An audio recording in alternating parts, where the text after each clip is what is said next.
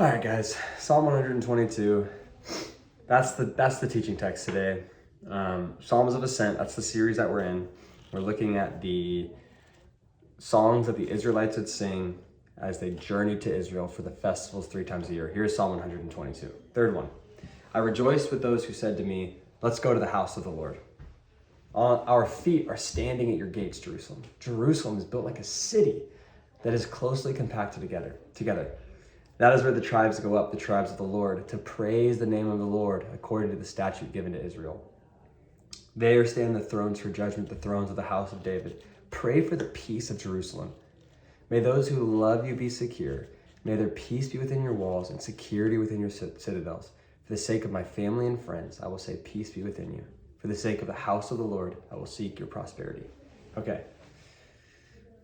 This is a short one. It's going to be short. Hopefully, we'll see. I just have 2 thoughts. The first one is, let me share an illustration. So imagine you started coming to CPC. Maybe you've been coming here for 2 years.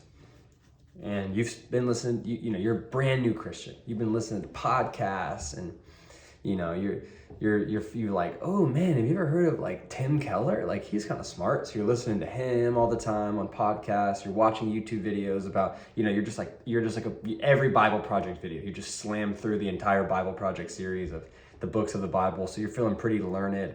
You start serving in the church. You become a small group leader. Maybe you make coffee, or you're a greeter, or you are volunteer with kids ministry, or you serve on the worship team, like whatever. It's anything that you do. They're all great things, right?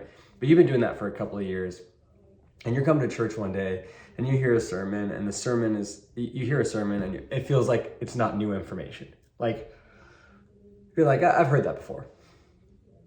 So you start thinking like, I think I just need some more, I don't know, like Tyler is like, he's good, but like he kind of yells sometimes, and like honestly he's been crying a lot lately, and like I don't know why. I don't want a pastor who cries like every Sunday morning. It's like, it's not that big of a deal, it's like, it's just a soccer game, it's like, or like Caleb, it's like, he's good, but he's kind of young. Like, let's just be honest. Like, what does he know, right? Like, and they let him teach, which is cool. Like, I get it. Like, next generation, you gotta support the young guy. And it's like, but if you're really honest with yourself, you're like, he's okay. Or like, you're like you think about it like, oh yeah, in the worship, it's like, it's good, but like, I don't know, it's like Shane, he's always doing these new songs, like whatever happened to like the spiritually, like theologically astute stuff? That's like, the hymns. And then you're starting to look around, and you're like, you know what? A couple of years in, you're like, it was a good like first, it was a good first church for me, right? Like CPC, it's like, it's good for the new believer, but I think I need to go somewhere that's a little bit more deep spiritually, right? I got to go somewhere a little bit more deep. So I'm going to go up the road to the Rock Church. Got to go to the Rock. So you head up to the Rock Church, and you're like, you get there and you land, and I love the Rock Church. Like, got great friends who work there, right? And so you land in there, and Pastor Rick comes on stage, and you're like, oh yeah, this guy's going to tell me what's really going on, right? So he's preaching the gospel and preaching the word, but you start to notice, you're like, everyone in here raises their hands in worship. It's a little bit uncomfortable for me. And like, I heard a guy, I don't know, he was speaking a different language. Never heard that language before. And you come to find out, oh, that was tongues. You're speaking in tongues at church. So you're getting a little uncomfortable. You're like, all right, I'm not CPC because like, it's not like deep enough. I'm not the Rock Church because it's a little bit too like charismaniac. So I think I need to find like a little middle ground. So you start looking around for churches, and you realize, okay, no church is perfect.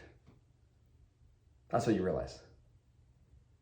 And so you do your whole journey, you figure it out, and you land somewhere, and you stay there. Here's kind of the point of this illustration.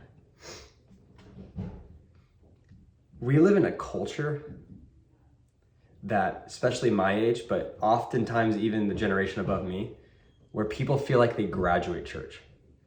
Like they feel like they become more, I don't know, more intelligent, more spiritually attuned, or they don't need it, or it's not deep enough, or it's too weird, or it's too messy. Like there's too many hurt things that happen in the church, and they graduate out of church and they basically dissolve their community entirely, and they say, I just need to like figure out my own journey. Like I'm gonna go do my own thing.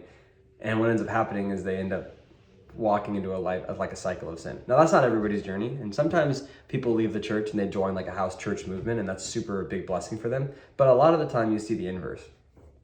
And here's kind of the encouragement to you, just from me to you. I love this. I love the line of the psalm. I rejoiced. So the first line, I rejoiced with those who said to me, let's go to the house of the Lord. Like that's where, in this part, that's where the tribes go up. The tribes of the Lord, like the entire nation of Israel, they go up to praise the name of the Lord according to the statute given to Israel. Like this is what the psalmist is saying. And he speaks directly to our culture in many ways. He's saying this, like, church isn't for you, dude. Like, it's not. Like, it's not for me. It's not for you. It's not for anyone. Church is for God himself. Like, what we do when we come to church, the first and most important thing that we do when we come to church is we worship God. That's what we do. And so if you're coming here and like, this is not a direct call to anyone. I haven't heard this from anyone. No one said this to me. And so I'm not pointing anyone out, I promise you.